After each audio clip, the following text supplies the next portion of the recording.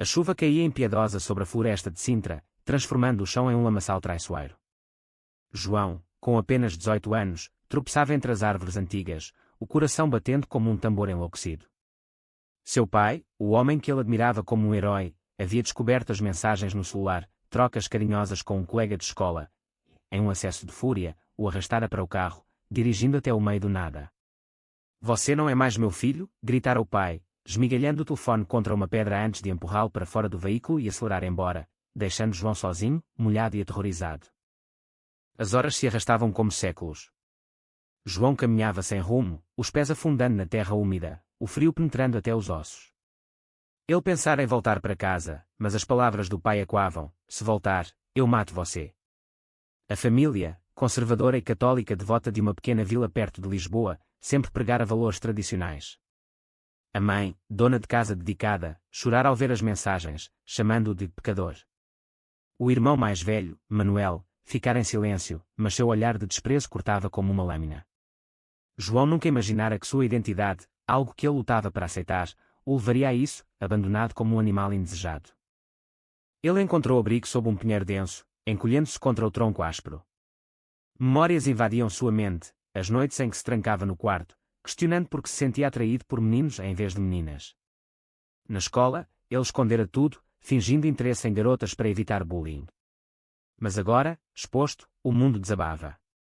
"O que eu faço agora?" murmurava para si mesmo, as lágrimas misturando-se à chuva. Sem dinheiro, sem telefone, sem ninguém. A noite caía, e o medo se transformava em desespero cru. Pela manhã, exausto e faminto, João seguiu trilhas até chegar a uma estrada secundária. Um caminhoneiro parou, vendo o rapaz tremendo à beira da via. "Precisa de carona, miúdo?" perguntou o homem, com sotaque nortenho. João assentiu, murmurando Lisboa. Durante a viagem, ele inventou uma história sobre uma briga familiar, mas o motorista, um homem de meia idade chamado António, parecia desconfiar. "A vida é dura, mas você sobrevive", disse António, entregando-lhe um sanduíche e alguns euros ao deixá-lo na capital. João, grato mas quebrado, vagou pelas ruas de Lisboa, dormindo em bancos de praça e mendigando comida. Dias viraram semanas. João encontrou trabalho em um café no Bairro Alto, lavando pratos por trocados. O dono, um homem rabugento chamado Sr. Silva, não fazia perguntas. Ali, ele conheceu outros jovens marginalizados, imigrantes, sem teto, pessoas fugindo de passados dolorosos. Um deles, Pedro, um garoto de 20 anos com olhos tristes, contou sua própria história de rejeição por ser gay. "Minha família me mandou embora de Porto. Mas aqui, a gente se vira", disse Pedro, oferecendo um colchão em um squat abandonado. Pela primeira vez, João sentiu um vislumbre de pertencimento, mas o peso da traição familiar o consumia.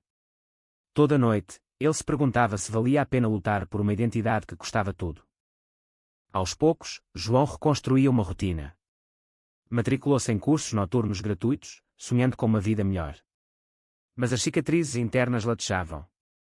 Ele evitava relacionamentos, temendo mais dor. Um dia, no café, um cliente regular, Miguel, um estudante de arquitetura de 21 anos, começou a conversar. Miguel era confiante, com um sorriso que iluminava o ambiente. "Você parece sempre pensativo", comentou ele, pedindo um café. João sorriu timidamente, mas algo nele se agitava, uma atração que ele jurara reprimir. A conversa evoluiu para a amizade. Miguel, de uma família liberal de Coimbra, era abertamente gay e ativista em grupos LGBT locais. Ele convidava João para eventos, mas João hesitava, assombrado pelo passado. "Minha família me destruiu por isso", confessou uma noite, após um passeio pelo Tejo. Miguel ouviu, tocado pela vulnerabilidade. "Você não está sozinho", disse, apertando sua mão. Aquela conexão, sutil mas profunda, plantava sementes de esperança em meio ao caos interno de João. Mas ele sabia, aceitar isso significava arriscar tudo de novo. O conflito interno crescia. João debatia-se entre o desejo de ser autêntico e o medo de mais rejeição. A sociedade portuguesa, apesar de progressos como o casamento gay legalizado, ainda carregava preconceitos em vilas conservadoras. Notícias de agressões homofóbicas o aterrorizavam. "E se eu me entrego e perco tudo?", pensava. Miguel, paciente, o encorajava. "A liberdade tem um preço, mas vale cada centavo." Aos poucos, João permitia-se sentir, mas o fantasma da família o perseguia. Cartas não enviadas acumulavam-se em sua mente, cheias de raiva e saudade. Meses se passaram, e a amizade com Miguel florescia em algo mais profundo. Eles passeavam pelos miradores de Lisboa, compartilhando sonhos e medos. Miguel contava sobre sua vinda para a capital, fugindo de uma família que aceitava sua orientação, mas pressionava por sucesso acadêmico. Meu pai quer que eu seja arquiteto famoso, mas eu só quero viver livre, dizia. João, aos poucos, abria-se sobre a noite na floresta, o telefone destruído simbolizando o corte definitivo. Foi como se eles me apagassem, murmurava. Miguel o abraçava, prometendo apoio. Mas João lutava com a culpa católica inculcada, era certo amar outro homem. Uma noite, em um bar gay no Príncipe Real, Miguel confessou seus sentimentos. Eu me apaixonei por você, João. O beijo que se seguiu foi elétrico, mas João recuou, pânico nos olhos. E se isso me destruir de novo? Miguel, compreensivo, deu espaço. Dias depois, João decidiu, eu quero tentar. Eles começaram a namorar, explorando a cidade juntos, visitas ao oceanário, piqueniques no Monsanto. A felicidade era palpável, mas frágil. João escondia o relacionamento de colegas de trabalho, temendo julgamentos. A pressão familiar reaparecia em sonhos. João recebia notícias esporádicas da vila através de um primo distante no Facebook, a mãe adoecera, o pai lutava com dívidas na fazenda. Ele ignorava, mas o remorso roía. Eles me abandonaram, porque eu me importo, questionava-se. Miguel o incentivava a confrontar o passado, perdão não é fraqueza. Mas João resistia, focando no presente. Eles mudaram para um pequeno apartamento em Alfama, dividindo despesas. A intimidade emocional crescia, sem pressões físicas, era sobre confiança, não luxúria. Contudo, tensões surgiam. Miguel queria apresentar João a amigos ativistas, mas João temia visibilidade. E se minha família descobre? Uma discussão acalorada eclodiu, você vive no medo, João. Isso nos machuca. João saiu furioso, vagando pelas ruas estreitas. Ele refletia sobre escolhas, continuar escondido ou abraçar a identidade. Ao voltar, pediu desculpas, prometendo esforço. Mas o conflito interno persistia, amar Miguel era certo, mas o preço social alto. Um dia, no trabalho, o Sr. Silva ouviu uma conversa sobre o namoro e reagiu mal. Aqui não é lugar para isso. João foi demitido, forçado a buscar novo emprego. A rejeição ecoava o passado, intensificando dúvidas. Miguel o apoiou, arranjando uma vaga em uma livraria amigável. Vamos superar, disse. Mas João questionava, valia o risco. A sociedade, com suas leis progressistas em cidades grandes, contrastava com o conservadorismo rural. Notícias de um ataque homofóbico em Sintra o abalavam. Eles participaram de uma marcha do orgulho em Lisboa, João mascarado por medo. A multidão vibrante o empoderava, mas um fotógrafo capturou sua imagem. Semanas depois, o primo contatou, vi você na TV. Sua mãe chorou. O pânico invadiu João. Ele debateu romper com Miguel para proteger a família, mas Miguel argumentou, isso é autodestruição. A escolha pesava, lealdade ao amor ou ao sangue. A tensão culminava em uma viagem a Coimbra, visitando a família de Miguel. Lá, aceitação calorosa contrastava com o passado de João. Minha mãe adoraria você, disse Miguel. João invejava, mas isso motivava. De volta a Lisboa, ele escreveu uma carta à mãe, confessando saudade, mas afirmando identidade. Sem resposta, a dor crescia. Miguel o consolava, mas João sentia o abismo familiar se alargar. Anos avançavam. João, agora com 22, formava-se em administração, graças a bolsas. Miguel, arquiteto formado, trabalhava em projetos sustentáveis. Seu relacionamento amadurecia, marcado por apoio mútuo. Mas sombras persistiam. Uma ligação inesperada do irmão Manuel, pai está falindo. Precisamos de você. João riu amargamente, depois de me expulsar. Manuel implorou, mãe está piorando. Volte. João recusou, mas o dilema moral o atormentava, perdoar ou vingar. Miguel aconselhava reflexão, não por eles, por você. João visitou a vila secretamente, observando de longe. A casa decadente, a mãe envelhecida. Ele chorou, mas virou as costas. De volta, contou a Miguel, que sugeriu terapia. Sessões revelavam traumas, abandono gerar insegurança, afetando o namoro. Discussões sobre casamento surgiam, legal em Portugal, mas João hesitava, e se nos rejeitam mais? Miguel pressionava, nosso amor é válido. O conflito ético aprofundava, priorizar felicidade pessoal ou reconciliação familiar. Um escândalo abalou, um amigo ativista de Miguel foi agredido por homofobia. João, furioso, juntou-se a protestos, expondo-se. Fotos viralizaram, alcançando a família. A mãe ligou, chorando, volte, filho. Erramos. João, dividido, viajou à vila. O reencontro foi tenso, pai calado, mãe arrependida, Manuel culpado. Por que agora? Perguntou João. Porque precisamos de dinheiro, admitiu Manuel. A verdade doía, não era amor, era necessidade. João saiu, traído novamente. De volta a Lisboa, ele confrontou Miguel sobre planos futuros. Quero casar, mas sem família é vazio. Miguel propôs, criamos nossa família. Mas dúvidas morais persistiam, rejeitar os pais era vingança ou justiça. Sociedade julgava, amigos diziam, perdoe, outros, corte laços.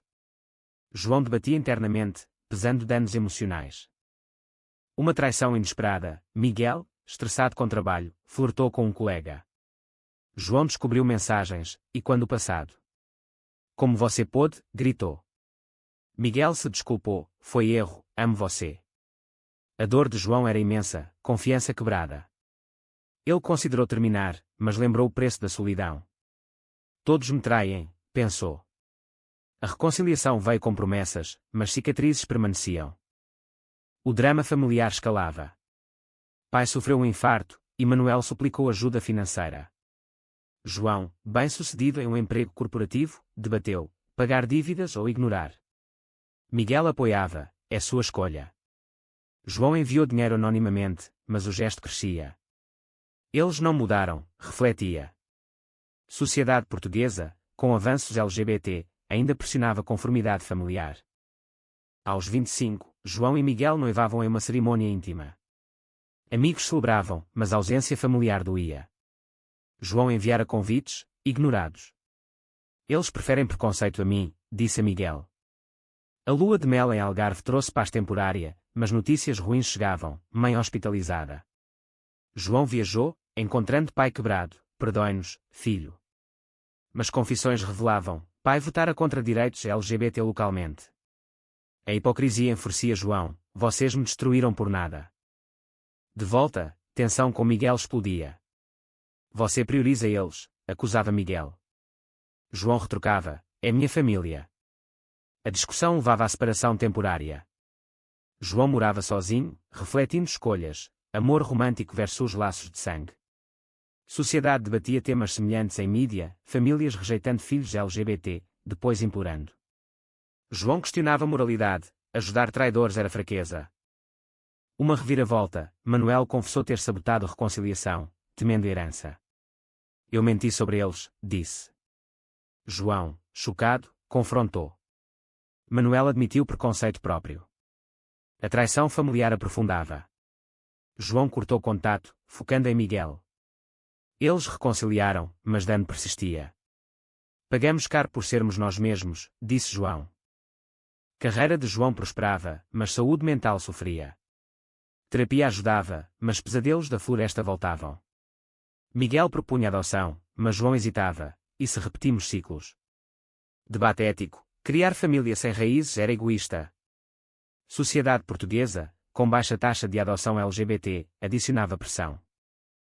Uma confrontação final, família processava João por abandono, reivindicando herança. Advogados revelavam manipulação. João lutava judicialmente, expondo rejeição inicial. Mídia cobria, filho gay expulso implorado por ajuda. Opinião pública dividia, uns apoiavam João, outros culpavam-no por desonra familiar. O estresse abalava relacionamento. Miguel ameaçava partir, isso nos destrói.